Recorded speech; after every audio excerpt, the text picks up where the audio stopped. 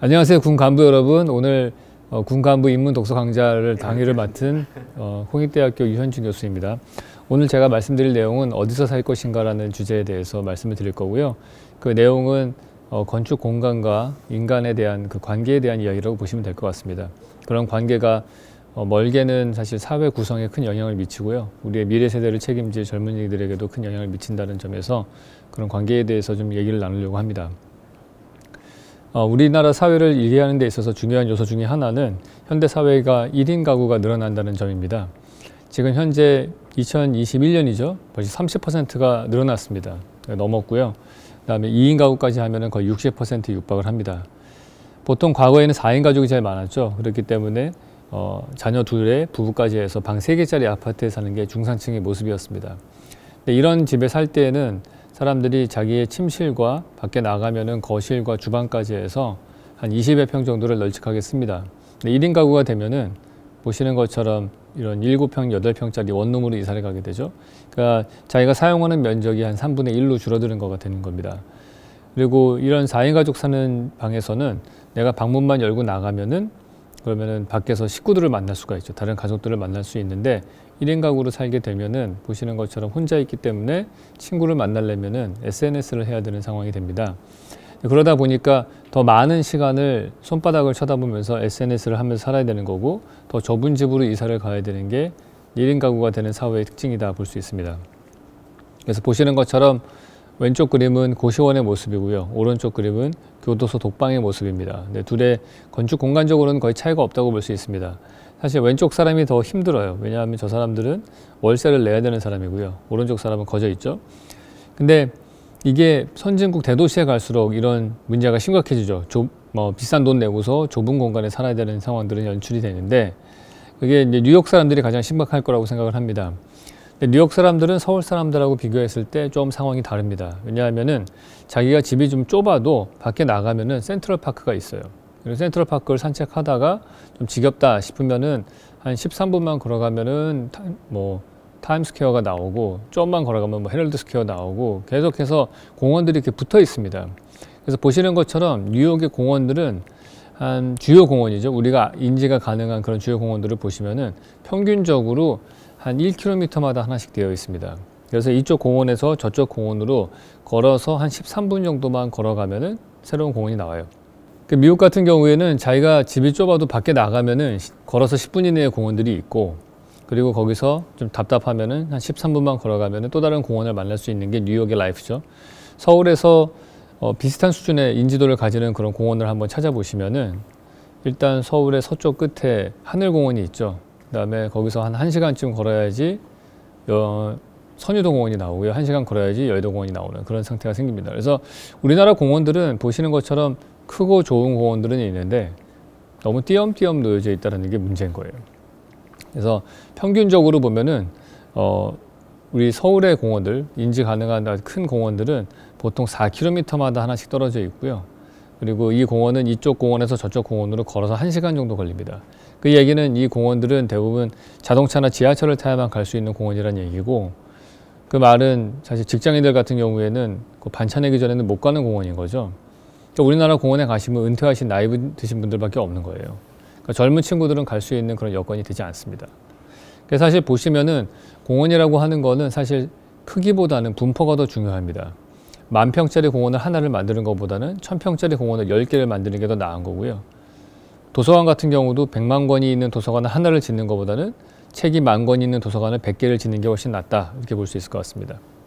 우리나라 같은 경우에는 4인 가족으로 살면은 집에 친구를 못 데리고 오죠. 부모님이랑 같이 사니까.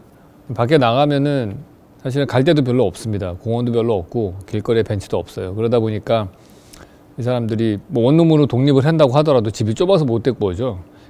앉아서 얘기할 데가 별로 없거든요. 그래서 그 공간의 부족함을 누가 다 커버해 주냐 하면은 보시는 것처럼 이런 커피숍들이 다 커버합니다.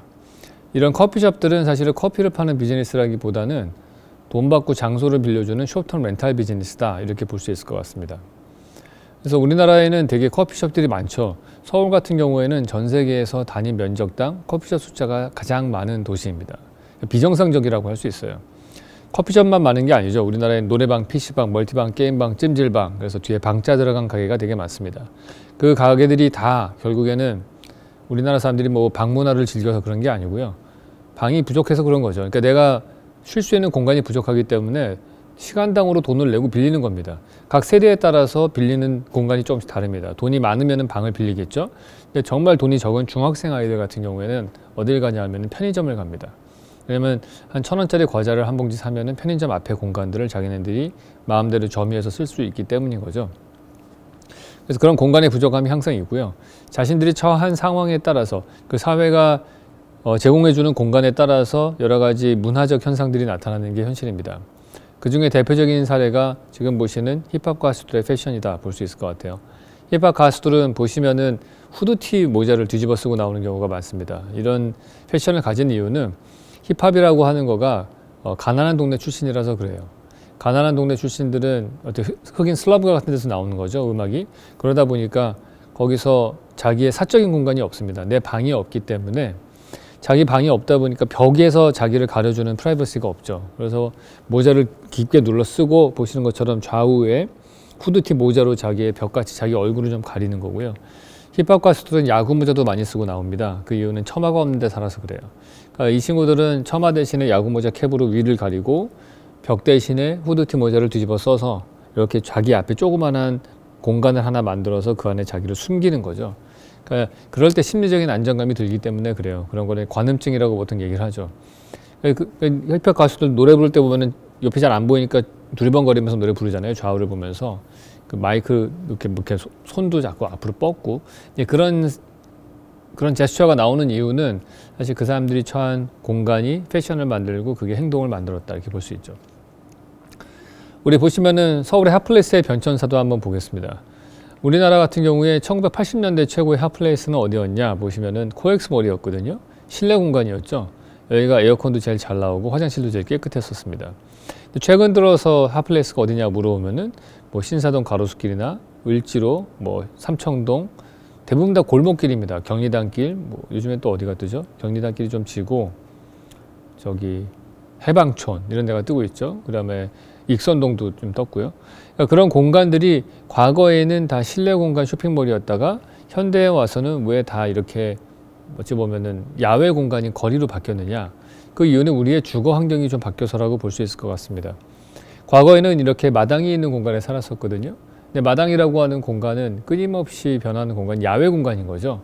근데 마당은 이따가 대문만 열고 나가면은 이렇게 보시는 것 같은 골목길도 내 집처럼 쓰던 시절이 있었습니다. 지금은 대부분 다 아파트로 이사를 가셨죠. 아파트로 이사를 가서 아파트에서도 발코니가 있긴 했는데 그 발코니도 확장을 했어요. 그래서 실내 공간으로 만들었죠. 그러다 보니까 점점 더 실내 공간만 생기는 거예요.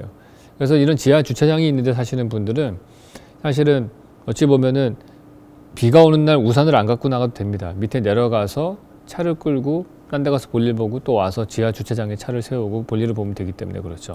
지금은 예전에 비해서 엄청나게 편리하게 생활을 하고 있는, 편안하게 생활을 하지만은 사실은 다른 말로 얘기하면은 지금 완전히 자연과 격리된 상태에 살고 있다 이렇게 보실 수 있을 것 같아요. 쉴 때만이라도 이런 하늘을 볼 수 있는 야외 공간을 즐길 수 있는 골목길이나 마당을 찾는 게 된다 이렇게 볼 수 있을 것 같습니다. 이게 이런 야외 공간을 찾는 이유는 당연하죠. 왜냐하면 우리가 인간이 수십만 년 동안 진화를 해오면서 수렵 채집의 시기도 있었고 만년 가까운 농경 사회를 하면서 야외 공간에서 진화를 해왔기 때문에 우리의 유전적 본능은 사실은 계속해서 야외 공간을 찾게 되는 건데 현재 사회는 너무나 실내 공간에만 갇혀 지내고 있기 때문에 그런 걸 찾게 되는 것 같습니다. 현대인들이 TV를 많이 보는 이유도 비슷한 이유에서 찾을 수 있을 것 같아요. 과거에는 이런 마당이 있는 공간에 살았습니다. 근데 마당이라고 하는 공간은 끊임없이 변화하는 공간입니다. 이거는 계절도 바뀌고 날씨도 바뀌고 아침에 해가 떠서 질 때까지 해의 위치도 시시각각으로 바뀝니다. 그러니까 이론적으로는 사실 마당이라고 하는 공간은 1년 365일 매 순간 같은 공간인 적이 한 번도 없죠. 끊임없이 변화하는데 이 마당이라는 공간을 지붕을 덮어서 실내 공간으로 바꾼 게 우리가 사는 아파트의 거실입니다. 대한민국 아파트는 3베이라고 그래서 가운데 거실이 있고 좌우에 방이 있죠. 이게 되게 독특한 공간 구조입니다. 왜냐하면은 서구의 아파트들을 보시면 대부분 다 거실이 한쪽 벽에 한쪽에 몰려 있고요. 한쪽으로 이렇게 방들이 쭉 나눠져 있거든요. 근데 우리나라만이 갖고 있는 독특한 3베이 아파트의 이유는 아파트 평면도 자체가 기본적으로 디귿자형 평면도에서 나왔기 때문에 그래요. 디귿자형 한옥의 평면도에서 그 한옥의 마당이 실내 공간으로 바뀌면서 거실이 되었다, 이렇게 보시면 될 것 같습니다. 그래서 지금 근데 문제는 뭐냐면은 거실 같은 경우에는 아무런 변화가 없습니다. 왜냐하면은 이 벽지도 똑같죠. 형광등 불빛도 항상 똑같습니다. 그러다 보니까 유일하게 변화가 있는 데는 텔레비전 거실 속에 있는 TV밖에 없어요. 그러니까 TV라도 켜야지만 변화를 볼 수가 있는 겁니다. 인간은 계속해서 변화를 추구하게 돼 있습니다. 진화생물학자들이 인간이 뇌를 갖고 있는데 뇌가 왜 진화의 과정에서 왜 생겼느냐, 그걸 어떻게 설명하냐 하면은 움직이는 환경에 처한 동물들만 뇌를 갖고 있다고 얘기를 합니다. 식물은 생물인데도 뇌가 없죠. 그러니까 동물들은 다 이게 왔다 갔다 이동을 하면서 환경이 변화할 때 그 외부의 환경의 변화에 빨리 반응을 해야지만이, 그래야지 생존 확률이 높아질 수가 있어요. 진화의 방향이 신경이 점점 발달하는 쪽으로 가고요. 그게 중추신경계가 되고 그 중추신경계를 컨트롤할 수 있는 컨트롤 타워가 뇌니까, 그래서 뇌가 생겨나는 거거든요. 그래서 말미잘을 관찰을 해보면은 유충의 상태에서 바다를 막 떠다닐 때에는 뇌가 있다가 바위에 딱 정착을 하면 뇌가 사라집니다. 그러니까 인간이 뇌를 갖고 있다는 얘기는 변화하는 환경에서 계속해서 움직여야 된다는 소리거든요. 근데 우리는 너무 정적인 환경에 처해 있다 보니까 사실 거기서 우리의 뇌가 뭔가를 프로세싱 할 수 있는 것들이 부족한 거죠. 그래서 미디어를 자꾸 보는 거예요. TV를 보든지 스마트폰을 보든지 뭔가 변화하는 무언가를 봐야 되는 겁니다. 현대사회는 한마디로 말해서 변화하는 자연이 우리의 공간에서 빠져나가고 그 빈자리를 변화하는 미디어가 대체를 하고 있다, 이렇게 보실 수 있을 것 같아요. 그 대표적인 사례가 쇼핑몰에 가시면 꼭 멀티플렉스 극장이 있습니다. 그 극장들은 있는 이유가 쇼핑몰은 지하에 있고 자연을 볼 수가 없기 때문에 변화하는 미디어라고 하는 극장을 거기다 넣은 거죠. 우리는 이런 얘기도 많이 합니다. 공원이 항상 부족하다고 말을 하는데 실제로 서울의 경우를 보시면은 항공사진에서 보시면 녹지가 되게 많습니다. 그래서 산이 많죠. 우리는 북한산, 남산, 인왕산, 청계산 이런 것들이 많아서 실질적으로 보시면은 전체 면적의 한 30%가량 정도가 이렇게 녹지로 되어 있습니다. 근데 왜 이렇게 녹지가 부족하다고 느끼냐 하면은 우리나라의 도시 속에 있는 녹지들은 다 기울어진 땅이기 때문에 그래요. 산이기 때문에 경사가 져 있고 경사지어 있는 그런 땅은 항상 사람들에게 움직임을 강요하거든요. 계속 움직여야 돼요. 산에 가면은 올라가거나 내려가거나, 그것도 딱 단조롭게 딱 두 가지 경우밖에 없습니다. 그러니까 제가 친구랑 같이 청계산을 3시간을 등산하고 왔는데 집에 와서 생각해 보면 저는 그 친구 등짝밖에 본 기억이 없어요. 그러니까 그 사람 얼굴을 보려면은 내려와서 백숙집에 돈 내고 들어가서 앉을 때 얼굴을 마주 볼 수가 있는 겁니다. 그러니까 우리나라 녹지의 문제는 기울어진 땅밖에 없기 때문에 앉아서 쉴 데가 없다는 거예요. 근데 센트럴파크를 보시면은 평평하죠. 평평하니까 누워서 쉴 수도 있고 마주보고 앉을 수도 있고 한두 시간을 거기에 머무를 수가 있어요. 그 차이가 있는 겁니다. 그러니까 우리나라의 문제는 사실은 녹지가 부족하다는 게 아니고 평평한 녹지가 부족하다, 이렇게 볼 수 있을 것 같아요. 근데 센트럴파크도 문제가 없는 건 아닙니다. 센트럴파크의 문제는 이게 너무 크다는 게 문제인 거예요.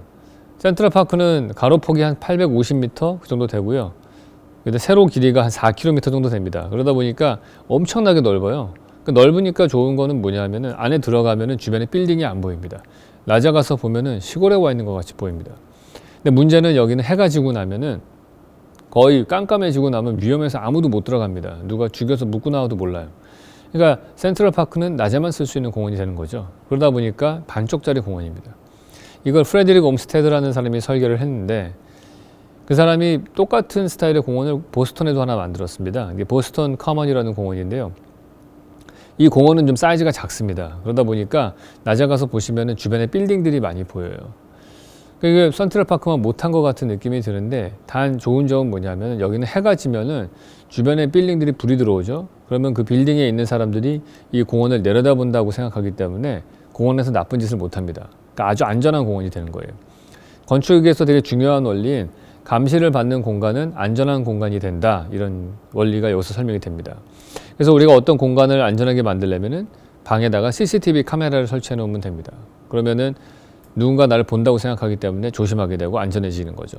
저도 요즘에 어디 가가지고 한두 명씩 알아보는 사람이 생기니까 사람이 점점 착해져요. 그게 인간의 본능인 거죠. 그래서 이 원리를 이용해서 사실은 우리가 서울이라는 도시를 한번 자세히 들여다보면은 되게 괜찮은 공간이 하나 있습니다. 그게 어디냐 하면은 한강시민공원입니다. 이 한강시민공원은 주변에 있는 아파트 단지에서 계속 내려다보죠. 올림픽대로 강변북로 한강 다리에 자동차들이 계속 움직이기 때문에 거기를 누군가가 계속 내려다본다고 생각해요. 새벽 1시에 가도 안전하게 싸게 술을 마실 수 있는 전 세계 유일한 공원인 것 같습니다. 근데 이 원리를 통해서 우리가 또 다른 서울을 쳐다보면은 안타까운 공간이 하나 있습니다. 그거 어디냐 하면은 학교 운동장입니다. 이게 항공사진에서 내려다보시면은요, 서울이라는 도시는 정말 학교 운동장이 유럽의 광장보다 분포가 더 잘 돼 있어요. 왜냐하면 우리 아이들이 보통 걸어서 학교에 가는 데 있기 때문에 보통 걸어갈 만한 거리에 초중고 운동장 3개가 있습니다. 그 중에 하나만 유럽의 광장처럼 쓰인다면 공동체에 상당히 긍정적인 기여를 하는 그런 공간이 되겠죠. 근데 문제는 뭐냐 하면은 이 공간이 설계가 잘못되어 있어요. 그래서 제대로 쓰이지 못합니다. 실제로 보시면 담장이 둘러싸여져 있고 요즘에는 그 아이들의 유기에 대한 위험이 있기 때문에 보안관까지 두고 있는 철저한 보안으로, 철통 보안으로 지키고 있죠. 그러니까 그 공간을 쓰시는 분들은 거의 조기 축구 아저씨밖에 없는 것 같아요. 근데 유럽의 광장을 보시면은 학교 운동장하고 딱 한 가지 차이점이 있습니다. 그 차이점은 뭐냐 하면은 주변에 가게가 있다는 점이에요. 그러니까 주변에 카페나 레스토랑들이 쭉 배치가 되어 있기 때문에 카페에 앉아 있는 손님들이 계속 광장을 쳐다보고 그 광장에 있는 사람들은 계속 누가 자기를 보니까 조심하고 뭐 어떤 나쁜 짓을 할 수가 없는 거죠. 감시의 눈이 있기 때문에 그런 겁니다. 만약에 우리 학교에 주변에 담장을 허물고 주변에 문방구, 야채가게, 카페, 레스토랑들을 쫙 배치를 해놓으면은 카페에 앉아 있는 손님들이 운동장을 쳐다보고 그럼 안전해질 것이고요. 그리고 방과 후에 시민들이 와서 쓰면서 그 공간이 공동체의 중심 공간이 될 수 있을 겁니다. 제가 과거에 이런 비슷한 그런 공간을 한번 설계한 적이 있어요. LH랑 한 30만 평 정도 되는 땅을 설계할 때였는데 가운데 중심부에다가 고등학교 운동장을 넣어놓고 거기에다가 이렇게 그 주변으로 아케이드를 쭉 배치를 했어요. 그래서 뒤로 갈수록 스카이라인이 높아지는 그러한 공간들을 그 도시를 만든 적이 있는데 그때 LH 직원이 저한테 이러시면 안 됩니다 그러더라고요. 그 왜 안 되냐 그랬더니 가운데 땅은 제일 좋은 땅이기 때문에 거기는 아파트 업자한테 비싸게 팔아야 된다 그렇게 얘기를 해요. 학교를 어디로 옮기라고 하냐면은 남쪽에 있는 사거리 코너 땅으로 옮기라고 하더라고요. 거기가 접근성이 제일 좋으니까. 근데 그러면 어떤 일이 생기냐면요. 학교를 거기다 배치를 해놓으면은 나중에 교장 선생님 부임하시고 나면 자동차 소리 시끄럽다고 방음벽을 세워요. 방음벽 세우면 교도소 담장같이 높은 벽에 둘러싸여서 우리 아이들이 생활을 하게 되는 거죠. 그럼 앞으로 그 학교를 졸업하는 향후 100년 동안 졸업할 수십만 명의 아이들이 거기서 교도소 담장 같은 데 둘러싸여서 지내는 겁니다. 한 사람의 판단이 향후 엄청나게 많은 미래의 우리 후손들에게 영향을 미치는 거예요. 만약에 우리가 학교를 제대로 배치했다면 그런 일이 안 생기겠죠. 근데 그 LH 직원이 거기다 배치한 가장 큰 이유는 뭐냐 하면은 남쪽에다가 학교를 배치를 해야지만이 사선 제한의 제약을 받지 않고 북쪽에 있는 땅들에 높은 건물을 지을 수가 있기 때문에 그런 거예요. 그러면은 더 세대수가 많이 들어가는 땅이 될 거고 그러면 업자한테 비싸게 팔 수 있겠죠. 그러니까 LH의 근시안적인 어떤 그 돈을 벌기 위한 판단 때문에 향후 수십만 명의 우리 후손들이 피해를 보게 되는 겁니다. 만약 우리가 초등학교 운동장을 개방하는 게 너무 위험하다고 생각하면은 다 큰 고등학교 학생들의 운동장을 개방하면 될 거예요. 근데 그렇게 안 합니다. 왜냐하면 우리는 또 고등학생 애들은 다 커서 수업 안 하고 튈까봐 담장을 또 꼭 둘러싸가지고 밖에 못 나오게 막는 거죠. 그러니까 우리 사람들의 생각이 좀 바뀔 필요가 있어요. 그래야지 제대로 된 도시 설계가 나오는 겁니다. 어떤 거리는 더 걷고 싶은가 이런 것도 한번 생각해 볼 필요가 있습니다. 우리가 남자들이 데이트 코스 정할 때 우리 테헤란로를 걷자 이런 얘기하는 사람들은 거의 없죠. 대부분 다 명동이나 신사동 가로수길이나 또 어디죠? 홍대 앞 이런 데를 선호하죠. 근데 이런 데를 가면은 좀 더 우리가 그래도 기분적으로 더 걷고 싶은 느낌이 드는 이유는 뭘까? 그런 생각을 제가 해봤어요. 근데 가만히 생각해 보니까 가게 입구의 숫자랑 상관이 있는 것 같다는 생각이 들었습니다. 그래서 공식을 하나 만들었습니다. 이벤트 밀도라는 공식인데요. 100m당 가게 입구의 숫자가 몇 개냐 이걸 세는 겁니다. 홍대 앞을 제가 세봤습니다. 그랬더니 수노래방에서부터 120m 구간에 1층 가게 입구가 한 16개 정도 있고요. 2층으로 올라가는 가게 입구가 한 4개 정도가 됩니다. 그러니까 근데 여긴 특이하게도 건너편 쪽 가운데가 이제 그 공용 주차장으로 되어 있죠. 그래서 건너편 쪽에 있는 가게도 쉽게 선택해서 들어갈 수가 있어요. 그러다 보니까 이 홍대 앞은요 100m를 걸으면은 내가 선택해서 들어갈 수 있는 가게의 입구가 한 34개 정도가 나옵니다. 같은 방식으로 명동을 조사하면 36개 정도 나오고요. 강남대로는 14개로 반토막이 나요. 그 이유는 10차선 도로이기 때문에 건너편 쪽 가게를 못 들어가기 때문에 그렇죠. 테헤란로가 최악으로 8개밖에 되지 않습니다. 그 이유는 큰 빌딩을 지어야 되니까 필지를 크게 나눠놨어요. 그러니까 건물 입구가 띄엄띄엄 있죠. 근데 대부분 그것들도 사옥이기 때문에 1층에서 경비 아저씨가 못 들어오게 막습니다. 그러니까 우리 실제로 들어갈 수 있는 데가 별로 없죠. 신사동 가로수길 같은 경우가 한 36개 정도 나오고요. 그 다음에 스페인의 유명한 람블라스 거리가 한 40개 정도가 됩니다. 그러니까 빨간 칠한 거리가 걷고 싶은 거리라고 하는 거리인데 보시면 이벤트 밀도가 30 이상 정도 돼요. 그 얘기는 걷고 싶은 거리가 되려면은 100m를 걷는 동안에 선택해서 들어갈 수 있는 가게 입구가 한 30개 이상은 나와야 된다. 그렇게 볼 수 있는 거죠. 그러면 가게 입구가 많은 게 무슨 의미가 있는 것이냐? 그거는 텔레비전 채널 숫자 많은 거랑 비슷한 겁니다. 선택권이 많이 주어지는 거예요. 우리가 홍대 앞은 30분을 걸으면 수백 개의 가게 중에서 골라 들어갈 수가 있는데 그러니까 테헤란로 같은 경우에는 30분 걸으면 수십 개밖에 안 되는 거예요. 우리가 케이블 방송을 돈을 몇만 원 내고서 선택한 이유는 채널이 한 100개쯤 고를 수 있기 때문에 그런 거죠. 그런 선택권의 문제 때문에 그렇고요. 또 다른 이유를 찾는다면 변화 자체가 많아서 그래요. 우리가 채널 4개짜리 공중파만 있던 시절에는 채널 돌려봐야 볼 게 하나도 없었죠. 근데 100개짜리 케이블 방송으로 갈아탔어요. 근데 봐서 볼 거 없긴 똑같은 것 같아요, 저는. 그래서 집에 가면은 맨날 이 채널을 돌립니다. 꾸준하게 돌리면 저같이 텔레비전 많이 보시는 분들은 한 번은 경험해 보셨을 텐데 TV를 계속 채널을 돌리면 어느 순간 재밌어져요. 채널이 계속 바뀌는 변화가 재밌는 거예요. 드라마 채널이 한 10개쯤 붙어 있거든요.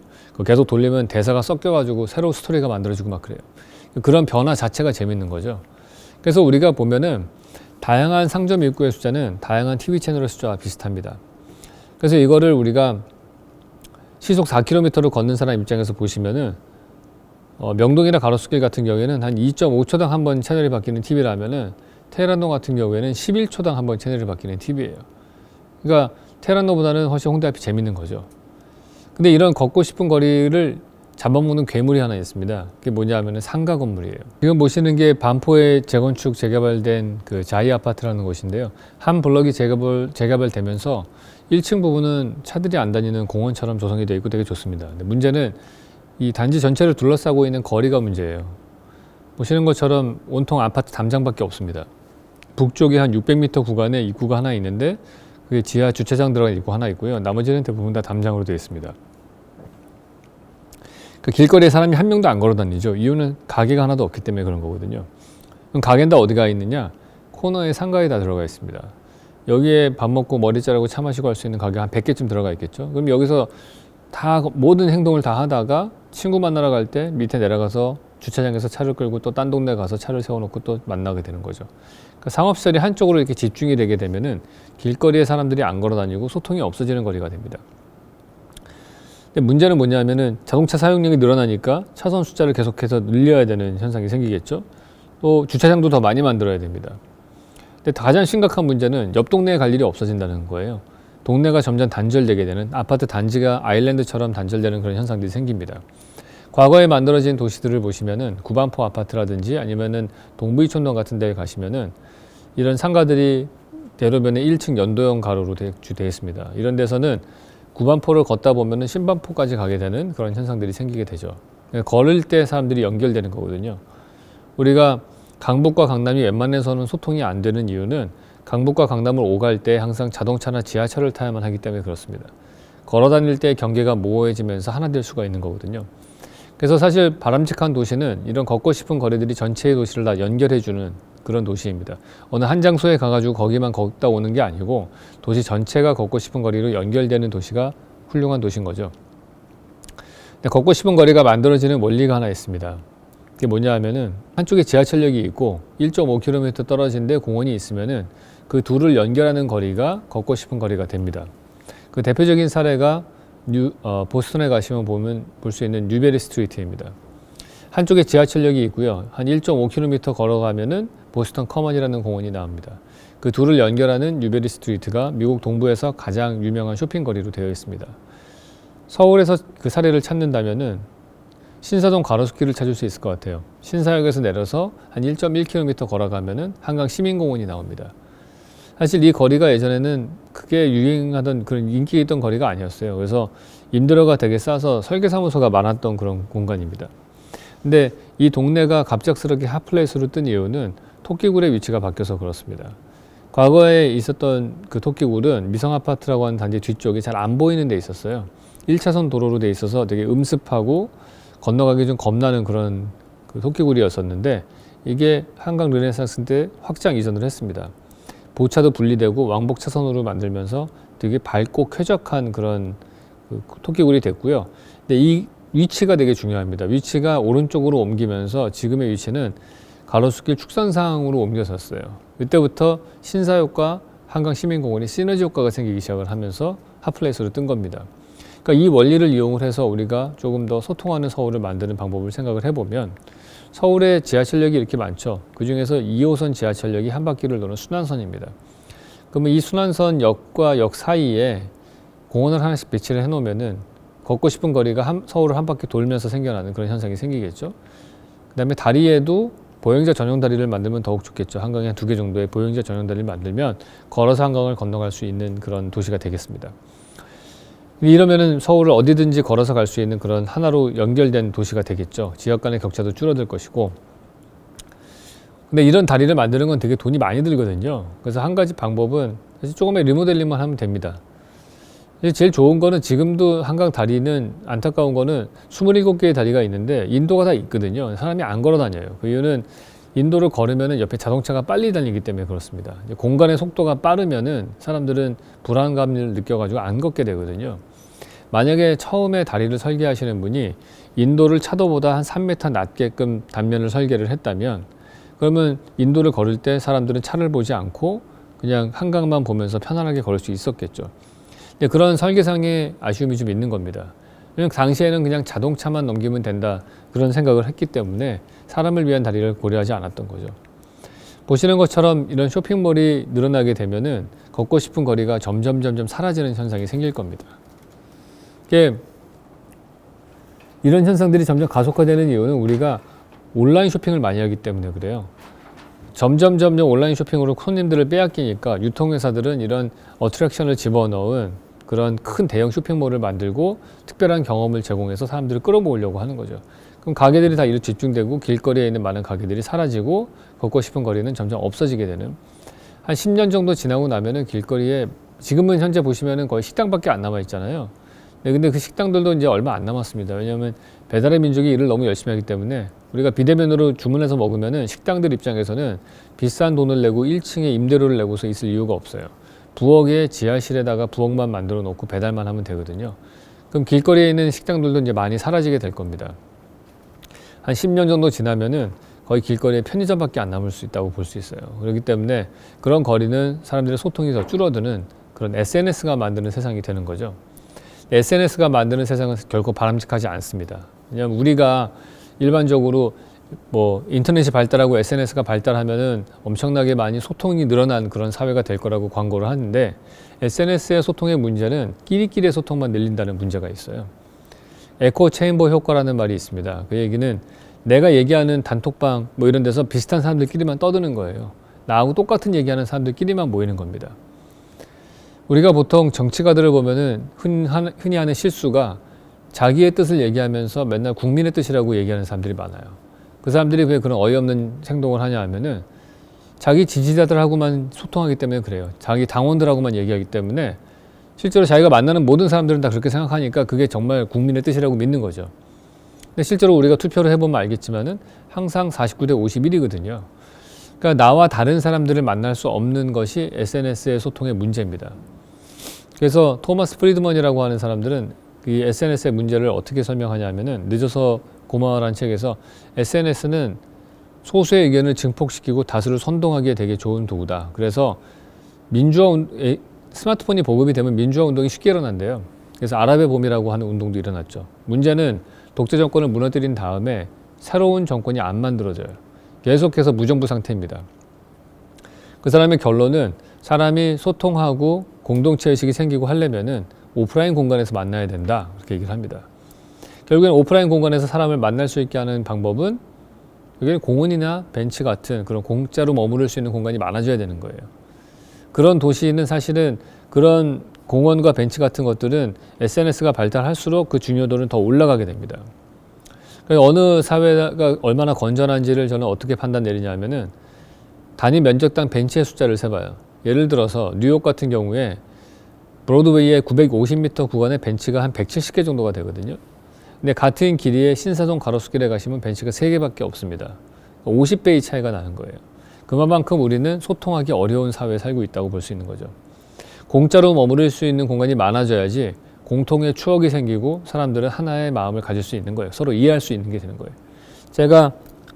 제가 해외에 나가면 제일 먼저 친해지는 친구들은 일본 친구들이에요. 왜냐하면은 제가 친일파라서가 아니고 가면은 할 얘기가 있기 때문에 그런 거거든요. 할 얘기 없으면은 맨 처음 일본 친구들 만나면은 마징가 제트나 슬램덩크나 드래곤볼 얘기하면 다 통합니다. 공통의 추억이 있기 때문에 유년기에 공통의 추억이 있으니까 그 사람들이 이해하기가 쉬워요. 그런 거를 우리의 오프라인 공간에서 만들어줘야 되는 겁니다. 그러니까 우리가 포스트 코로나 시대에는 사실 여러 가지 많은 부분들이 비대면 소비가 늘어날 것이고 그렇게 되면은 더욱더 이러한 오프라인 공간에서의 사람의 소통이 늘어날 수 있는 소셜 믹스가 일어날 수 있는 공간들은 더 많이 필요해질 거라고 생각을 합니다. 우리가 공공공간에 대해서도 생각을 해보면 사실 가장 중요한 공간은 학교예요. 왜냐하면 우리가 태어나서 사회를 처음 접하는 게 학교라는 공간이고 거기서 12년을 생활을 한 다음에 그러고 나서 성인이 되는 거죠. 그러니까 다음 시대의 성인을 어떠한 모습을 만들 것인가를 우리가 생각을 해보면은 학교 공간을 제대로 바꿀 필요가 있습니다. 근데 우리가 보시면은 학교가 참 한심합니다. 지금 보시는 것처럼 전화기, 자동차, 비행기, 학교가 근대화를 만든 시스템입니다. 근데 전화기, 자동차, 비행기 이 세 가지는 지난 100년간 원래의 모습을 알아볼 수 없을 정도로 다 모양이 바뀌었어요. 근데 학교는 하나도 안 바뀌었어요. 저희 아버지가 다닌 학교나 제가 다닌 학교나 우리 아들이 다닌 학교가 모양이 똑같습니다. 근데 저희 때는 사실은 큰 문제가 없어요. 왜냐하면은 저 같은 경우에는 방과 후에는 집에 가면은 집에서 뭐 마당도 있고요. 골목길도 있고 야외에서 막 뛰놀았거든요. 그런 자유가 많았습니다. 요즘 애들이 문제죠. 보통 신혼부부들은 첫 번째 집을 아파트를 삽니다. 그러니까 이 아이들은 대부분 아파트에서 태어나요. 그러면은 마당 대신 거실에서 놀고요. 골목길 대신 복도에서 뛰놉니다. 그런 다음에 학교에 가면 교실에서 계속 지내죠. 실내 공간이죠. 방과 후에 상가에 있는 학원에 보내집니다. 실내 공간이죠. 왔다 갔다 이동할 때 봉고차에 실려서 이동합니다. 그것도 실내 공간이에요. 이 친구들은 거의 대부분의 시간들을 실내에서만 보내요. 야외 공간을 접할 기회가 거의 없습니다. 그러다 보니까 점점 더 스마트폰 중독과 게임 중독이 되는 겁니다. 제가 아까 말씀드릴 때 사람들이 변화하는 자연의 공간을 만나지 못하면 변화하는 미디어에 대한 의존도가 높아진다고 그랬잖아요. 그게 현대 우리 아이들의 모습인 것 같아요. 또 다른 문제를 보시면은 지난 40년간 학생 1인당 사용하는 실내 면적의 양은 7배나 늘어났습니다. 얼핏 보면 되게 학교가 좋아진 것처럼 보이죠. 왜냐하면 학교에 가면 예전에 없었던 강당, 식당, 과학실험실, 음악실, 체육관 이런 것들이 있어요. 문제는 뭐냐면 학교의 땅의 면적은 똑같은데 필요한 교실의 숫자는 점점 늘어나요. 그러니까 학교 건물은 점점 고층화가 됩니다. 그래서 우리나라의 공립학교의 일반적인 모습은 현재 운동장 하나가 겨우 남겨져 있고 기역자 모양으로 4층짜리 건물이 들어선 게 우리의 학교의 모습입니다. 놀라운 사실은 왼쪽은 교도소고 오른쪽은 학교예요. 교도소와 학교가 거의 차이가 없다라고 봐야 됩니다. 공간적으로 봤을 때 둘 다 담장에 둘러싸인 시설이고 밖을 나오기가 어렵고 담장 너무 큰일 나죠. 그러니까 그런 데서 12년을 갇혀서 생활을 하는 거예요. 우리 아이들은 초등학교 1학년 들어가서 고등학교 3학년 졸업할 때까지 12년 동안 저런 공간에 갇혀서 지내는 겁니다. 저렇게 생긴 공간 뭐하고 제일 비슷하냐 하면은 양계장하고 제일 비슷하다고 봐야 되는 거예요. 갇혀가지고 꼼짝달싹 못하는 그런 어떻게 보면은 계속해서 반복돼서 똑같은 공간이 있죠. 근데 이런 데서 12년을 생활하는 사람들은 사실은 졸업한 다음에 자기 집을 고를 때에도 제일 비슷하게 생긴 판사형 아파트를 고르게 되는 거예요. 그러니까 3학년 4반에서 공부하다가 304호 아파트에 가서 살다가 죽고 나면 납골당에 가는 거죠. 그러니까 태어나서부터 죽을 때까지 계속해서 똑같은 공간에서 생활하는 겁니다. 그러니까 규격화되고 획일화된 공간 안에서 1학년 1반 들어가서 고3 졸업할 때까지 교실 모양도 똑같아요. 옆에 도시로 전학가도 똑같아요. 중학교 가도 똑같고 고등학교도 똑같고 전국에 있는 모든 공립학교는 부산, 대전, 대구, 광주, 서울 할 거 없이 거의 교실들과 학교의 모습이 똑같이 생겼습니다. 그런 데서 갇혀서 지내는 아이들은 사실 양계장이 닭과 똑같고 정말 저는 이런 애들을 그렇게 키워놓고서 졸업할 때 너만의 길을 가라, 뭐 내지는 뭐 청년이 뭐 도전의식을 가져야지 이딴 소리 하는 거는 12년을 양계장에서 닭처럼 키운 다음에 갑자기 닭장에서 꺼내놓고 독수리처럼 날라고 하는 거랑 똑같은 거예요. 그러니까 양계장에서는 독수리가 나올 수가 없습니다. 그러니까 우리가 이 아이들을 좋은 걸 먹이고 입히지만은 건축 공간적으로는 계속해서 애들을 망가뜨리고 있다고 생각을 해야 되는 거예요. 계속 가둬놓고 생활을 하는 거죠. 저는 고3 애들 졸업할 때 사실 꽃다발 대신 거의 두부를 먹여야 된다고 생각을 해요. 그 정도로 우리 아이들은 계속 갇혀있고 획일화된 데서 생활하는 겁니다. 그런 데서 생활을 하는데 현재 사회에서는 더 심각해졌어요. 요즘에 학교 급식까지 합니다. 그러니까 똑같은 교복을 입고 똑같은 식판에 똑같은 음식을 배급받아서 먹고 있어요. 대한민국 사회에서 똑같은 식판에 똑같은 음식을 배급받아서 먹고 똑같은 옷을 입고 있는 데는 거의 교도소하고 학교 뭐 하나 포함한다면 군대 정도 되겠죠. 군대는 좀 특별한 케이스잖아요. 그러니까 교도소는 학교밖에 없어요. 일반인들이 보통 갈 수 있는 데는. 그러니까 이게 점점 우리 학교가 점점 비슷해져 가고 있다고 볼 수 있을 것 같아요. 그러니까 너무나 획일화된 데서 생활하기 때문에 다양성을 체험해보지 못하고 그런 아이들은 전체주의적인 사고방식에 빠져들게 됩니다. 얼마만큼 애들이 전체주의적인 사고를 하냐를 제가 느꼈냐면은 제가 집에 있는 빨간 바지 입고 오랜만에 외출을 하려고 했더니 제 중학생 아들이 저보고 관종이라고 놀리더라고요. 그러니까 관종이라고 하는 거는 이제 관심 종자의 준말이죠. 내가 이목을 끌기 위해서 내가 유별나게 이상한 행동을 하는 걸 관종이라고 하죠. 제가 그 아들하고 옷을 사러 가잖아요. 그러면은 옷을 고를 때 보면 항상 까만색 옷 아니면 회색 옷만 골라요. 무채색 옷만 고르는 거예요. 그러니까 색깔 있는 옷을 권하면 못 입습니다. 관종 소리 들을까 봐. 그러니까 대한민국 사회가 왜 이렇게 됐냐 하면은 의사결정자들이 잘못된 판단을 내려서 그래요. 우리 사회의 숭고한 목표는 평등한 사회를 꿈꾸죠. 공평하고 평등한 사회. 문제는 방법이 잘못됐어요. 이거는 획일화를 통해서만 항상 만들려고 합니다. 우리가 다른 옷 입고 다니면 상처받는 데 생길 수 있으니까 옷 똑같이 입고 다니고 다른 반찬 싸갖고 와도 상처받는 데 생기니까 똑같은 음식으로 먹어라 얘들은. 중산층들도 방 3개짜리 아파트로 똑같은 걸 우리가 대량 공급해 줄 테니까 비슷하게 살아라. 그렇게 해서 만들어진 우리 사회의 모습입니다. 이거는 세종, 강남, 송도, 판교의 모습인데 도시의 모습이 거의 똑같습니다. 아파트들도 브랜드 네임 떼고 나면은 거의 차이가 없어요. 어디를 가든지 전국에 있는 모든 국민들이 60%가 지금 아파트에 살고 있는데 전국의 모든 주거가 다 비슷하게 생겼습니다. 도시들이 새로 만드는 신도시들도 다 LH가 붕어빵 찍어내듯이 똑같이 만들어내고 있어요. 점점 획일화가 되는 거죠. 획일화가 되면은 가장 심각한 문제는 뭐냐면은 여러분의 집이나 저희 집이나 다 모양이 비슷해요. 어떻게 되겠습니까? 내 집과 여러분의 집의 가치 판단의 기준은 집값밖에 남지 않습니다. 얼마짜리냐만 중요해지는 거예요. 획일화가 되면은 가장 심각한 문제는 가치 판단의 기준이 정량화가 된다는 거예요. 그래서 우리는 지금 집값, 성적, 연봉, 키, 체중 이런 정량화된 지표로 사람들을 판단을 내리지 않습니까? 중산층의 지표를 어떻게 얘기하냐면은 30평대 아파트에 살고 2000cc 이상의 차를 끌고 5천만 원의 연봉을 갖고 있는 사람. 이게 중산층의 표준이에요. 근데 프랑스 같은 경우에는 어떻게 중산층을 정의 내리냐면은 당신 나만의 독특한 맛을 낼 수 있는 요리를 할 수 있어야 된다.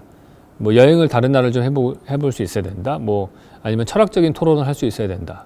이런 식으로 정성화된 지표로 사람들을 판단을 내려요.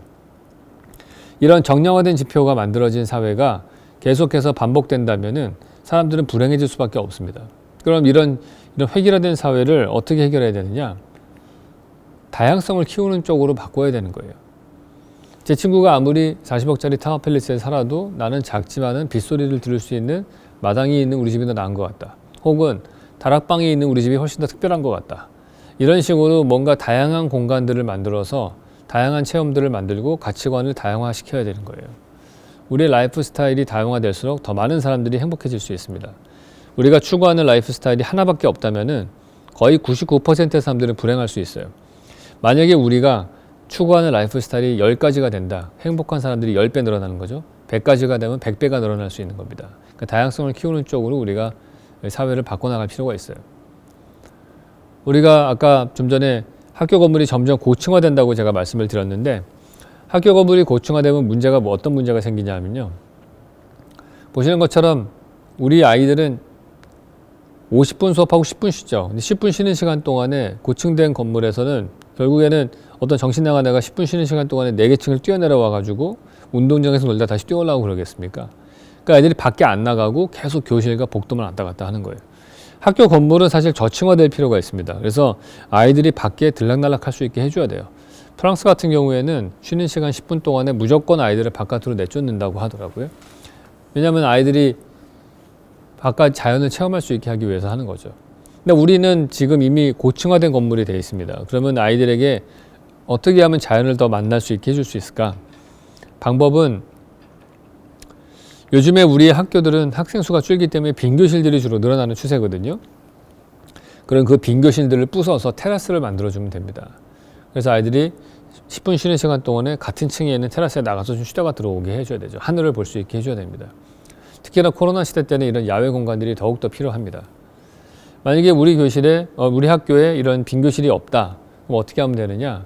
옥상을 개방하면 되겠죠. 옥상을 개방해서 아이들이 쉬는 시간에 옥상에 올라가서 쉬게 해줘야 됩니다. 우리가 보통 그 회사원들이 주인공인 드라마를 보시면은 중요한 얘기할 때 항상 옥상에 올라가세요. 그 이유가 뭐냐 하면은 옥상이 유일하게 하늘을 볼 수 있는 공간이기 때문에 그런 거죠. 그러면 옥상에 올라가 개방하자 얘기하면 분명히 반대하는 교장 선생님들이 있어요. 제가 그런 거 제안을 했더니 교장 선생님이 걱정하시더라고요. 옥상에 올라가서 담배 피우고 나쁜 짓 하면 어떻게 하냐. 그럼 CCTV 카메라 설치하면 됩니다. 그랬더니 그거 떨어져 죽으면 어떻게 하냐. 위험하지 않냐. 유리로 된 담장 설치하면 됩니다. 그거 안 떨어져요. 그때 그럴 돈이 어딨냐 그러시더라고요. 그러면 그럴 돈도 없으면은 그냥 교무실을 4층으로 옮기면 됩니다. 1층을 아이들에게 양보를 해야 돼요. 지금은 1층에 교무실이 맡고 있기 때문에 2층 애들도 불편해서 밖에 나가지 못해요. 경비실 마냥 지키고 있잖아요. 그러니까 1층 저층 보는 아이들이 쓸 수 있게 해주고 선생님은 오히려 꼭대기층으로 올라가시고 아이들이 바깥에 정원을 보면서 공부를 할 수 있게 해줘야죠. 돈이 좀 있다면은 창문 턱을 낮춰서 부숴야 됩니다. 대한민국의 모든 학교는 창문이 턱이 높아요. 안전하게 만든다고. 근데 턱을 부숴서 밑에까지 낮춰가지고 밖에 정원을 많이 보일 수 있게 해줘야 됩니다. 돈이 좀 있다면 그걸 폴딩 도어를 만들어서 날씨가 좋은 날은 열어가지고 꽃냄새를 맡으면서 공부할 수 있게 해줘야죠. 야외 공간을 취하면서. 지금은 거꾸로 되어 있어요. 애들은 온통 그런 닭장 같은 학교에다 집어넣어놓고 낮 시간 동안에 시간 많으신 부모님들은 카페에 가서 커피 스미스 같은 데 가지고 폴딩 도어 열어놓고 거기서 바깥바람 쐬면서 학부모들끼리 모여서 시간표 짜고 있어요. 방과 후에 어느 학원을 뺑뺑이를 돌릴지 시간표 짜고 있어요. 그러니까 대한민국 사회에서 지금 가장 핍박받고 있고 피해를 보고 있는 아이들은 사실 이 중고등학교 학생들입니다.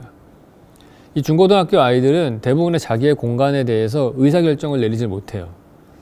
그리고 텔레커뮤니케이션의 발달이 점점 하잖아요. 그럴수록 사실은 권력의 밑에 있는 사람들이 피해를 보게 돼 있거든요. 과거에 우리가 삐삐가 맨 처음 나왔을 때 어떻습니까? 말단 사원들이 제일 피곤했어요. 맨날 직장 상사가 삐삐 쳐대가지고. 핸드폰 나오고 더 힘들어졌죠. 카톡 나오고 더 힘들어졌어요. 문자를 확인했는지 아닌지까지 알 수 있어요. 단톡방 나오고 더 힘들어졌어요. 동시에 100명한테 잔소리할 수 있게 됐어요, 이제는. 그러니까 이 사회가 텔레커뮤니케이션이 발달하니까 우리 아이들은 학원에 15분만 늦어도 엄마한테 지각했다는 문자가 갑니다. 저희 집사람 같은 경우는 아이에게 현금을 안 줘요. 그러니까 교통카드에다 돈을 넣어주고 쓰라고 그래요. 그러면 이 아이가 돈을 쓸 때마다 문자가 날라오겠죠. 그럼 얘가 어디서 뭘 하는지 실시간으로 체크가 돼요. 제가 하루는 같이 있는데 갑자기 열받아하는 거예요. 왜 그러냐 할 때 문자를 딱 보여주는데 CU 편의점에서 9,500원이 찍혔어요. 하는 얘기가 액수를 봐서는 혼자 한 것 같지는 않고 지금은 학원 쉬는 시간이 아니고 이 편의점은 PC방 근처에 있는 편의점이다. 그러면 답이 나오는 거죠. 그런 식으로 감시를 받기 때문에 이 아이들이 미치는 거예요. 그러니까 중2병이 걸리는 거죠. 중2병은 사실은 아이들이 희생해서 걸린 게 아니고 어른들이 만든 병이라고 생각해야 됩니다. 저기 핀란드에 있는 착한 애들도 대한민국에서 한 6개월만 키우면 다 중2병 걸립니다.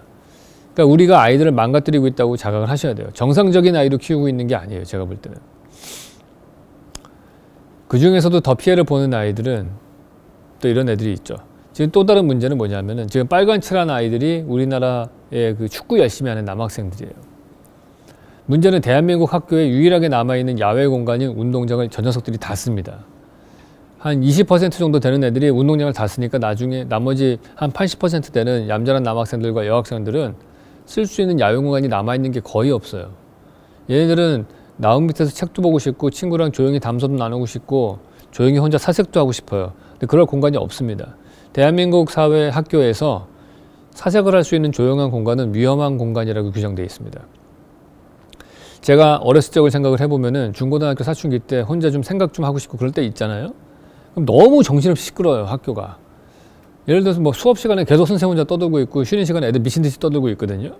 그래서 조용히 좀 있고 싶어가지고 화장실에 가서 문을 닫고 있으면 애들이 물 뿌리고 장난쳐요. 그래서 제가 유일하게 찾은 공간은 어디였냐면 옥상에 나갈 수 있는 그 계단 꼭대기 계단 참이에요. 보통 옥상을 못 나가게 문을 잠궈 놓고 있기 때문에 거기는 안 쓰는 의자 같은 거 쌓아 놓는 그런 데로 되어 있거든요. 그게 유일하게 제가 찾아낸 혼자 있을 수 있는 공간이었어요. 근데 그런 공간이 없는 대부분의 감시의 눈이 항상 있는 그런 공간에서 12년을 키운다고 생각을 해보세요. 그 아이가 정상적인 생각을 할 수 있는 애가 되겠냐고요. 그게 대한민국의 가장 심각한 문제인 것 같아요. 그런 아이들이 다양성을 경험해보지 못한 그런 사람들이 계속해서 쏟아져 나오고 있는 거예요. 그러면 어떤 일이 되냐면은 나하고 조금만 다른 생각을 하는 사람들을 보면은 계속 욕을 하는 그런 댓글에 심각하게 욕을 쓰는 그런 사람들이 되는 거예요. 그게 대한민국 사회의 현재의 모습이지 않습니까? 나와 다른 걸 인정하지 않는. 우리 말도 그래요. 다르다와 틀리다를 그냥 혼돈해서 쓰잖아요. 그런 것 자체가 심각한 문제입니다. 또 다른 문제를 볼까요? 자, 이런 연구 결과가 있습니다. 낮은 건물에 사는 사람들이 고층 건물에 사는 사람들보다도 3배나 많은 친구를 두고 있다는 연구 결과가 있어요. 뭐 당연하겠죠. 왜냐하면은 낮은 건물이면 밖에 나오기가 쉽고 밖에 나오면 골목길에서 다른 친구를 만날 수 있는 기회가 많아지기 때문에 그런 거죠. 그러니까 제가 이거 보고서 느낀 게 뭐냐면은 미국 사회를 이렇게 생각해 보면은 의문점이 있었던 게 하나 있어요. 왜 마이크로소프트, 애플, 구글, 아마존 같은 혁신 기업들은 꼭 서부에서 나올까? 동부에서 혁신 기업이 나왔던 얘기 제가 별로 못 들어봤거든요. 그러니까 이 연구를 보고 드는 생각이 혹시 캘리포니아에 지진이 많아서일지도 모르겠다는 생각이 들었어요. 캘리포니아에 지진이 많으니까 이 사람들이 계속해서 낮은 건물을 짓거든요. 저층화된 주거에 살아요. 그러니까 친구가 3배가 많은 거죠. 그러니까 스티브 잡스 같은 그런 까칠한 성격의 사람도 결국에는 위즈니악 같은 친구 만나가지고 애플도 창업하고 그러는 거예요. 만약에 스티브 잡스가 맨하탄에서 태어났다면 아마 왕따로 자라지 않았을까 그런 생각을 해봅니다.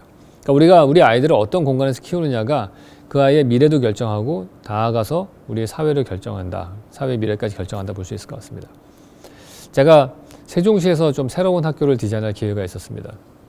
그때 제일 핵심적인 아이디어는 뭐였냐면은 이 중고등학교 아이들의 운동장을 가운데 있는 공원으로 빼내는 거예요. 이 학교가 좀 독특했어요. 유치원, 초중고가 한 블락 안에 다 있고 공원도 하나 있었거든요. 그래서 그 공원을 좀 잘 이용해야겠다 생각이 들어서 중고등학교 아이들의 운동장을 가운데 공원으로 빼냈습니다. 그래서 우리 아이들이 체육에서 축구를 할 때 그때 이제 숲속에서 축구를 할 수 있게 되는 거죠. 그리고 방과 후에는 시민들이 와서 쓰면 되는 거고, 그리고 이 캠퍼스 전체를 가로지르는 여러 가지 종류와 길이의 산책로와 조깅 코스를 만들었습니다. 그래서 우리 아이들이 자기가 체력과 기질에 맞게끔 선택해서 뛰거나 걸을 수 있게 해준 거예요. 운동장이 바깥으로 빠지니까 땅이 넓어지죠. 그래서 학교 건물을 저층화시킬 수가 있었습니다. 단순하게 저층화시키는 게 아니고 여러 토막으로 나눴어요. 그래서 교실을 2-3개씩을 묶어서 주택만한 사이즈를 만들고 그 앞에 각각 마당 같은 공간을 두는 거죠. 그러니까 1학년 때는 삼각형 모형의 마당에서 놀다가 2학년 되면 연못에 있는 마당에서 놀다가 3학년 되면 뭐 느티나무 밑에서 놀다가 학년이 바뀔 때마다 다른 모양의 추억을 만들 수 있는 그런 공간을 제공해 주는 거죠. 궁극적으로는 우리 아이들에게 자연을 더 돌려주자라는 그런 컨셉입니다. 우리 아이들은 12년 동안 왼쪽 그림처럼 실내 공간 교실에 갇혀서 친구를 만나고 사귀입니다. 그런 아이와 야외 공간을 접할 수 있게 한다면은 변화하는 자연과 함께 친구를 사귈 수 있어요. 어떤 아이가 더 다양성을 수용할 수 있고 변화하는 세상에 더 적응을 잘할 수 있는 아이가 될 것인가 생각해 보면 당연히 답이 오른쪽이죠. 예전에 그 루이스 칸이라고 하는 세계적인 건축가가 있었습니다. 그 사람이 어떤 얘기를 했냐, 그 학교를 설계할 때 어떻게 했냐면은 교실에 창문을 크게 뚫어서 밖에 숲을 볼 수 있게 해준 거예요. 그랬더니 교장 선생님이 오셔가지고 이러시면 안 됩니다. 애들이 이러면은 바깥에 숲 쳐다보느라고 선생님한테 집중을 안 해서 수업이 진행이 안 된다. 그러니까 창문을 좀 없애달라 요청을 했어요. 그때는 그 건축가가 뭐라 그랬냐면은 세상에 자연보다 더 훌륭한 선생님이 있으면 내 앞에 한번 데리고 와봐라. 그런 얘기를 했어요. 우리나라의 학교의 문제가 딱 그겁니다. 우리는 너무나 모든 교육을 책으로만 하려는 경향이 있어요. 지식은 책에서 배우고 지혜는 자연에서 배워라 이런 얘기가 있습니다. 우리는 계속해서 책으로 뭔가를 가르치려고 그래요. 우리 500년 유교 역사에 뿌리를 두고 있기 때문에 책을 숭배하는 수준이거든요, 거의. 그러니까 뭐 책만 읽으면 다 되는 줄 알아요. 실제로 우리가 자연에서부터 배울 것들이 많고요. 다른 친구로부터 배울 게 더 많습니다. 그런 세상이 사실 좋은 거예요. 엘빈 토플러가 그런 얘기를 했어요. 우리의 지금의 학교는 19세기의 건축물 학교에 20세기의 선생님이 21세기 아이를 가르치고 있다. 한마디로 요약을 잘 해주신 것 같아요. 20세기 선생님이 21세기 아이를 가르치는 가장 좋은 방법은 뭐냐? 덜 가르치는 겁니다. 본인이 다 가르칠 필요가 없어요. 한 6, 70%만 가르치고 3, 40%는 아이들이 인터넷에서 배워도 되고요. 친구로부터 배워도 됩니다. 저는 그거를 학교에서 가르치면서 많이 느껴요.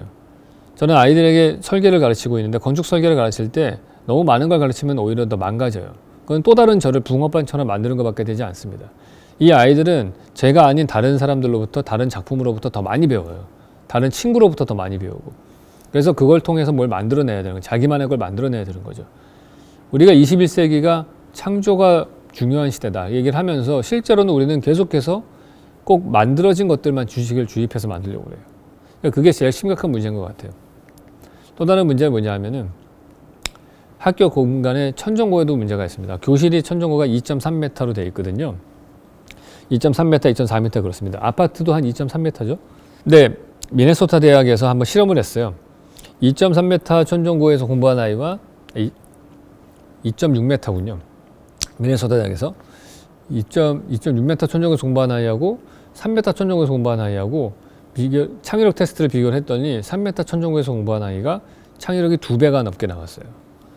그러니까 그거 한 40cm밖에 차이가 안 나는데 엄청난 차이인 거죠. 이게 왜 그러냐면은 그 40cm의 공간이라고 하는 거는 우리가 성인이 손을 뻗어서 닿지 못하는 공간이에요. 그러니까 버려지는, 낭비되는 공간인 거죠. 아무도 안 쓰는 공간인 거예요. 그런 비어있는 공간을 봤을 때 우리가 상상력을 키울 수가 있는 거거든요.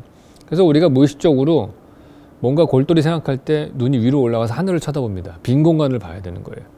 뭔가 이 아이 레벨에서 이걸 보면 계속해서 우리가 정보를 프로세싱을 해야 되기 때문에 스스로 나오는 그런 생각이 안 떠올라요. 그래서 우리가 천정을 높여야 되는데 천정의 모양도 다양하게 만들 수도 있거든요. 그 꼭대기층만이라도 이렇게 높게 만들면 되잖아요. 지금 보시는 오른쪽 그림처럼 다양한 천정고를 높게 만들면 되는데 제가 저런 식으로 학교를 설계해 가지고 갔더니 그 교육청 시설과 담당 직원이 저보고 뭐라 그러냐면은 4층 교실을 이렇게 특별하게 만들면 2, 3층 학부모들이 싫어한다는 거예요. 똑같은 교실을 제공해야 된다는 거예요. 그래야지 자기네는 평등한 교육을 제공한다고 생각하는 거예요. 그런 마인드를 갖고 있기 때문에 전국에 있는 모든 교실이 다 똑같이 생긴 겁니다. 2.6m 천정고에 앞에 칠판 달려있고 창문은 턱이 높고 문은 앞에 하나 뒤에 하나 있고요. 복도 쪽 창문은 크게 위에 달려있어요. 그런 교장 선생님이 걸어 다니면서 이렇게 순찰하는 그런 창문인 거죠. 감시하는 창문. 그러니까 이런 식의 공간 구조가 전국에 다 똑같은 거예요. 뭘 새로운 걸 만들려고 더 좋은 걸 만들려고 해도 싫어해요. 그 사람들이. 평등하지 않기 때문에. 되게 심각한 문제입니다. 제가 학교에 그러니까 아파트에 살다가 주택에 살다가 왔다 갔다 이사를 많이 해봤는데 주택은 제 집이라는 생각이 드는데 아파트는 내 집이라는 생각이 별로 안 들더라고요. 왜 그런가 봤더니 두 가지 이유가 있어요. 하나는 스케일이 너무 큽니다. 아파트는 너무 커요. 너무 커서 일단은 스케일에서 압도당하죠. 휴먼 스케일이 아닙니다. 두 번째는 밖에 나와서 내 집을 볼 일이 없어요. 계속 거실에서만 놀고. 그러니까 주택은 현관문만 열고 나오면은 바깥에 마당에서 내 집을 볼 수 있는데 아파트 같은 경우에는 현관문 열고 나와서 엘리베이터 기다린 다음에 타고 내려와서 밖에 나와서 쳐다봐야 되거든요. 그리고 다 똑같이 생겨가지고 어느 게 내 집인지도 몰라요 또. 그러니까 주택은 나와서 내 집을 볼 수 있고 사이즈도 작습니다. 그렇기 때문에 정서적인 교감이 일어날 수가 있는 거예요. 우리가 보통 어린아이들이 자기 몸집만한 곰인형을 갖고서 친구처럼 잘 지내요. 왜냐하면 사이즈가 비슷하기 때문에 그런 거거든요. 그러니까 우리의 학교가 문제가 너무 크다는 게 문제예요. 현재 휴먼 스케일이 한 580배 이상 크거든요.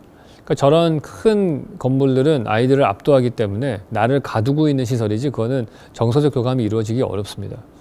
그러니까 주택만한 사이즈로 한 50배만한 크기로 좀 작게 만들 필요가 있어요.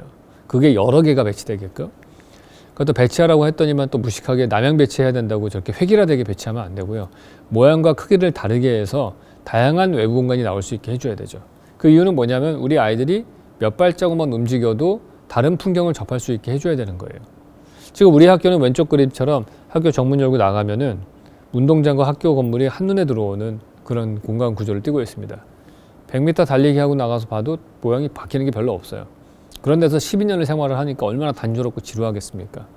오른쪽처럼 하면은 몇 발자국만 움직여도 풍경이 계속 바뀌죠. 다양한 거예요.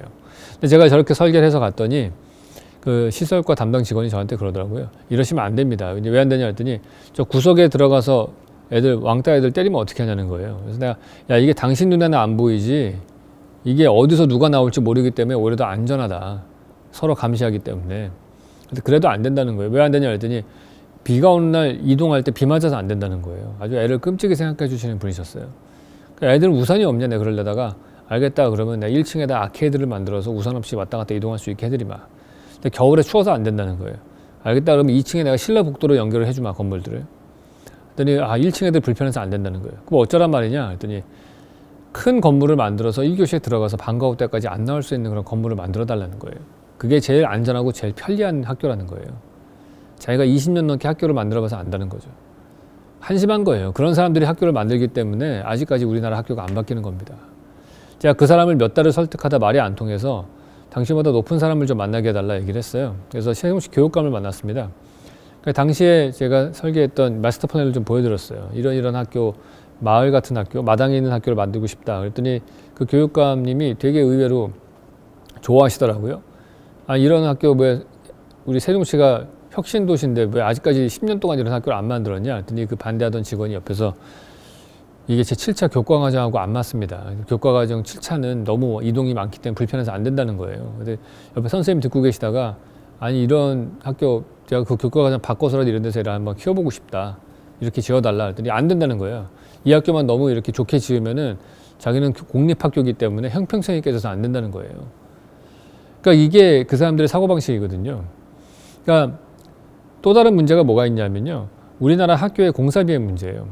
아시겠지만 학교는 조달청을 통해서 다 이게 공사가 나가고 하잖아요. 그러니까 우리나라 공공건축물들의 모든 평당 공사비 같은 것들이 지침이 있는데 한 20개 정도 되는 다양한 종류의 건물들이 쭉 있는데요. 제일 밑바닥 3개가 초중고 학교예요. 평당 공사비 550만 원입니다. 교도소가 850만 원이 지어지고 시청 건물 750만 원이 지어져요. 경납고도 한 평당 600만 원에 지어져요.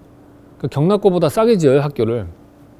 그러니까 그런 데에다가 애들을 집어넣어 놓고서 무슨 뭐 미래의 주역인 이런 소리 하는지 모르겠어요. 제가 볼 때는. 그나마 그것도 550만 원이 또 제대로 지어지느냐 그렇지도 않아요 사실. 그 들여다 보시잖아요. 그러면 그 하청 재하도급을 뭐 해가지고 실제로는 한 평당 한 450만 원에도 안 지어질 거예요 아마 그거. 그러니까 이렇게 엉망인 거예요. 그러니까 우리가 여러 가지 시스템을 바꿔야 됩니다. 조달청 그 방법도 바꿔야 되고 다양성을 바꿔야 되고 교육청에서 모든 학교 건물의 설계를 관리하는 그런 것들도 바꿔야 되고요. 바꿀 방법들이 많아요. 궁극적으로는 사실은 저는 대한민국 학교, 공립학교 같은 경우는 평당 한 1,500만 원에 성북동 회장님 집 수준으로 지어야 된다고 생각해요. 왜냐하면은 우리가 모든 국민의 집을 좋게 지어줄 수는 없을 겁니다. 앞으로도 불가능해요, 그거는. 근데 만약에 공립학교를 평당 1,500만 원에 회장님 집처럼 지으면은 모든 국민이 12년 동안 제일 좋은 집에 살다 나오는 거예요. 그것도 제일 중요한 인격 형성기에. 그것만큼 세금을 제대로 쓰는 방법은 없다고 생각을 합니다. 그러니까 우리가 사회를 바꾸려면 맨 먼저 바꿔야 되는 첫 번째 단추는 학교 건축을 바꿔야 되는 거예요. 자, 우리가 결론을 보겠습니다. 윈스턴 처칠이 한 멋있는 말이 있어요. 사람은 도시를 만들고 도시는 사람을 만든다. 이런 얘기가 있습니다. 우리가 어떤 공간을 만들지만은 그 공간이 우리에게 영향을 미쳐서 우리의 생각을 바꾸고 사회를 바꾸게 돼 있어요. 벤치가 많은 도시와 없는 도시 큰 차이가 있겠죠. 우리가 아파트 단지를 만들 때 주변에 담장을 둘러싸서 바깥 사람들이 우리 집 정원을 쳐다보지도 못하게 하는 그런 도시와 아파트 담장 자리에 담장 만들 돈으로 벤치를 만든 도시, 그런 도시와는 하늘과 땅 차이인 거예요. 내가 어딜 가나 앉을 장소가 있고 거기에 앉아서 정원을 볼 수 있는 그런 도시는 훨씬 다른 거죠. 물론 그렇게 얘기하면은 반대하는 분들이 꼭 벤치에서 노숙자들 잔다고 반대하시죠. 그게 노숙자들의 문제를 벤치 안 만드는 거로 해결할 수 있다는 건 참 단세포적인 해결 방식인 거죠. 자, 우리가 근본적으로 공간 구조를 바꿔서 사회를 더 좋게 만들 수 있습니다. 그러면 좋은 건축이란 뭐냐? 결론적으로 좋은 건축은 화목하게 하는 건축이 좋은 건축이에요. 어떤 공간을 만들면 그 공간은 사람들끼리의 관계를 만들고요. 그 관계가 사회를 만드는 거거든요. 근데 사회가 그래요. 사람이 모여 살면 갈등이 생길 수밖에 없죠. 근데 갈등이 생길 때 그걸 해결하는 방법은 두 가지가 있습니다. 하나는 소프트웨어적인 방법, 하나는 하드웨어적인 방법. 소프트웨어적인 방법은 각종 행정 정책들과 세금 정책 같은 것들이겠죠. 하드웨어적인 방법이 공간 구조를 바꾸는 거예요. 똑같은 돈을 내고서 똑같은 건물을 짓더라도 같은 양의 시멘트와 유리와 철근을 갖고선도 다른 공간 구조를 만들 수가 있습니다. 그렇기 때문에 그걸 통해서 그런 하드웨어를 만들어서 이 사회를 조금 더 화목할 수 있게 만드는 그런 시스템을 만들 필요가 있다. 이렇게 볼 수 있을 것 같습니다. 이걸로 강의를 마치도록 하겠습니다.